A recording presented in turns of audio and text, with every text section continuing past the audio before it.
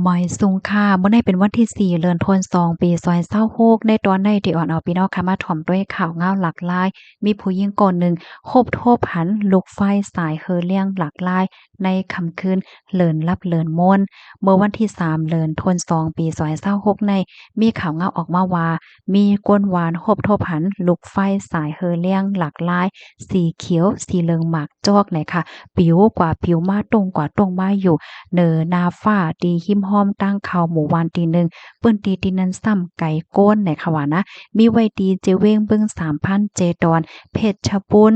อันก้นวานเขาใกล้หันได้กอเตใกล้เป็นคำคืนเลินลับเลินม่วนวันศีลวันธรรมเฮ็ดไหนค่ะอ้อมาเจอกอโกค่ะนะ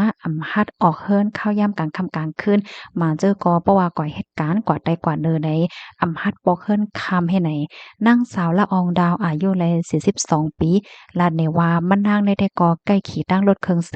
ออกกว่าเหตุการณ์ข้าวยามกลางในเจ้า4โมงถึง5โมงไหลเจ้าเนี่ยกูวันค่ะอ๋อเมื่อเลินที่พ่นมานั่นไหลฟังหันแมนสายเฮอเลี้ยงลูกไฟได้มีไว้อยู่เหนือต้นไม้เมื่อแต่มันได้ก็ฮู้ว่าเป็นลูกไฟอีหางมันนางก็เลยวนอีหางนำนะก้อยกาว่าซ้ำใกล้หันในคืนเลินลับเลินม่วนว่าอันมันนางหันในเป็นปอกที่3เหย้าในอ๋อ เมื่อเหลียวได้ก็โกนะว่ามหัดกว่าก็เหลียวอย่าว่าไหลย้อนทางจอยเทียมตีจะโพกว่าส่งให้แน่ออกก้นวานหมังก็หันเหมือนกันในว่านะมาเจอได้ก็มีลองทางยุ่มยำว่าเป็นผีกระสือผีที่เป็นนางยิ่งเหี่ยวก็มีก็โคก้วยนั่นน่ะพี่น้องเฮาตั้งเปิ้นที่พี่น้องเขาห้องผีหังคะนั่นผีปอบผีโพงว่าเจ้าในให้แหน่นี่ก้นวานเขาได้ก็ยุ่มยำว่าออกหากินค่ำคืนเลินรับเลินโมนให้แน่น่ะนะ อันนี้ได้ก็เป็นรองตั้งหยุ่มหยำก้นหวานปื้นตีตีนั้นกำพองให้เนี่ยนะมาเจอก็ว่าโอ้มันใจอีหังโยและเจ้าในายกค่ะอ๋อคอมมอนตอนในคาลิปึงมาที่ห้องการข่าวสดออกไว้นะคะนะลองผีลองสางแน่หมาเปิ้นตีก็ยังตึงมีลองตั้งหยุ่มอยู่ค่ะเนาะบางทีได้ก็หยุ่มเหย้าบางทีได้ก็ย่ำยำยินตื้อมันก่อนให้ในนั้นค่ะนะเนาะพี่น้องค่ะสัมพันธ์ถึงจะหือพองเลยค่ะเนาะตั้งเปิ้นตีพี่น้องค่ะลูกจ่องยังตึกโกแฮหยุ่มยำรอจังไหนอยู่5ให้ไหนค่ะเนาะ เพราะว่าเฮาค้ามาด้วยเหมือนหนังตีก้นกลืนในเว้งแหละจังได๋ได้ก็เปิ้นก็เตรียมพอฟังหันแม่นกะหือนะก้วยน่ะว่าเพราะว่าเป็นตีอันไก่โก้นว่าในวานว่าได้ก็มาเจอก็รวมโกกันอยู่เพราะว่าหันลงหลากหลายเลยเฮ็ดจังนี้เนาะอ้อค่ะก็ตรงตักกันมาเลยค่ะกำในค่ะได้ย้อนมาอ่านตั้งหันถึงพี่น้องเฮาเย้าหน่อยค่ะเนาะถ่อมกันอยู่ที่เลยตั้งไหลพวงตรงตักกันมาไหลอบโอ้กันไหลค่ะเนาะเฮา5พี่น้องหนังกันน่ะค่ะ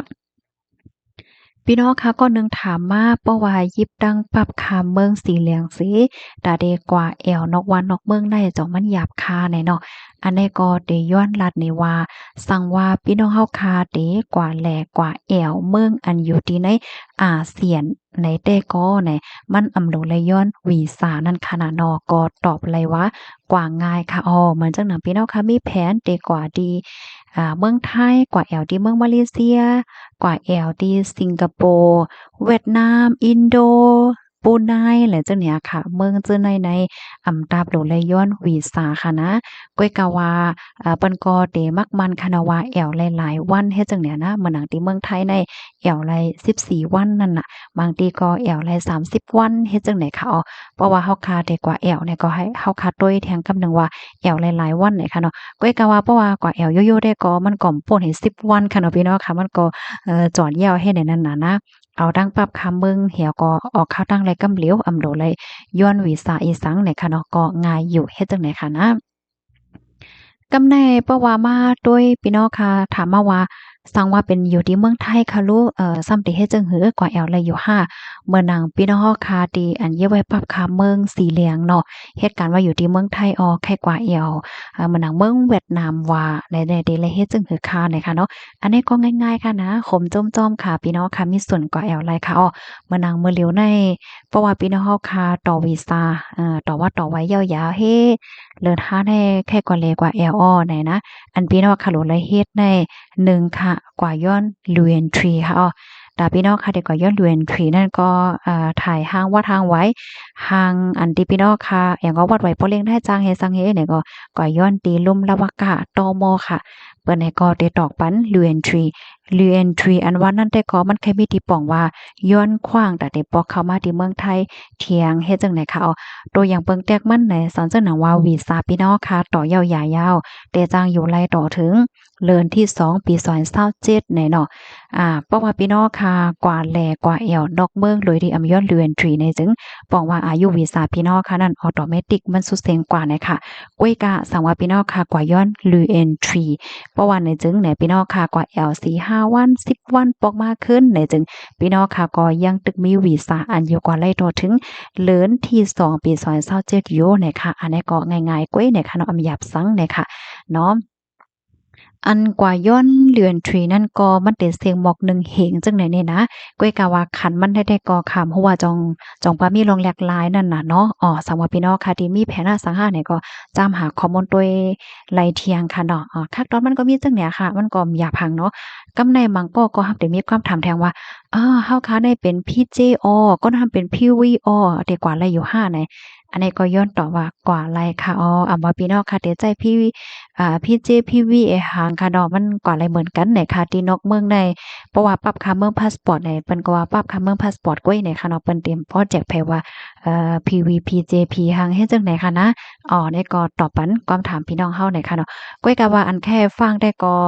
อันที่พี่น้องค่ะเขาอันลูกตีสีเขียวเฮก็เฮ็ดสีเหลืองบ่ป่นมาบ่หึงสังได้อันเปิ้นตอกว่า Thailand only เนี่ยนั้นแต่ก็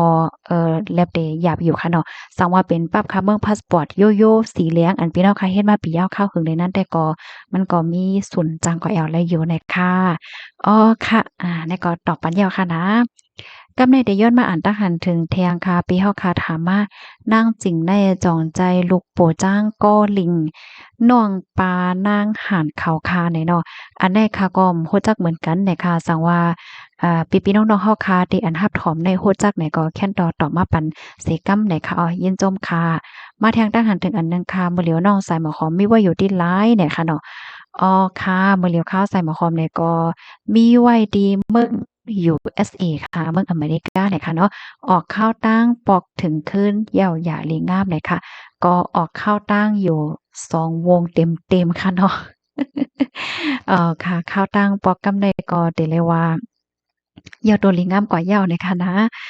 ค่ะต้องตักกันมาเลยค่ะเนาะถ่อมกันอยู่ที่ไรตั้งไรพองเนี่ยค่ะนะฮับถ่อมเหย่าใครปันทหารถึงเพิ่มเติมข้อมูลลองถามเลยจ้ะเนี่ยนะอบโอ้กันเลยค่ะลองไปอยู่หลีอันว่าแน่ลำลองแลลองใหญ่เด้ๆค่ะเนาะเนี่ยเนาะแม่นยาวค่ะเพราะว่าเฮาค่ะมีป้ายอยู่หลีเต็มโทนได้อำว่าเฮาค่ะเฮียนหลีเฮ็ดการออกข้าวตั้งก่อนหลายมาหลายๆเจ้าเนี่ยเนาะมันก็มีลวงง่ายล้มเนี่ยค่ะเพราะว่าเฮาค่ะอยู่หลีเนี่ยได้ก็โอ้โฮมันก็อย่าเพิดหน้าในนั้นค่ะเนาะมาแทงตั้งหันถึงอันหนึ่งค่ะปีเฮาค่ะเตรียมมาต้าสายหมอหอมเฮาเฮ็ดหมอยาป้ายใจตาพี่น้องใต้เฮาเตเข้มแก้เนาะเนี่ยค่ะว่าโอ้วันนั้นค่ะโอ้โฮยินโจมค่ะติปันตั้งหันถึงมาจังได๋ลีอ้อข้าก็ไล่ใจค่ะนะข้าก็ไล่ใจลองจังไหนได้นะข้าก็ได้คัดใจหาตั้งโฮตั้งหันเกี่ยวกับไปลองป้ายใจในมาอบมาลัดค่ะนะเปิ้นนั่นน่ะยินโจมติลัดนี่มาค่ะลองป้ายใจในก็ลำลองเหมือนกันค่ะเนาะ ข้าวใส่หมอหอมในมีปืนฐานรองป้ายอยู่หลีอยู่นะปะวางมาลองป้ายอยู่หลีเฮ็ดจังไหนอะเนาะลองปืนฐานอิดๆออดๆเฮ็ดจังไหนคะกว่าอ่าก้อยกำโหนนำหนังเก่าเนี่ยค่ะเนาะเกี่ยวเลยลองป้ายใจในก็ใกล้อ่านใกล้หังเหมือนกันเพราะว่าพี่น้องคาแลใจก็ได้เอามาอบมาลัดมาไข่ในกันเนาะยินจมเย็นนำค่ะย้อนให้อยู่เลยกินหวานและรอดเพ่กันค่ะเนาะบ่ายทรงค่ะ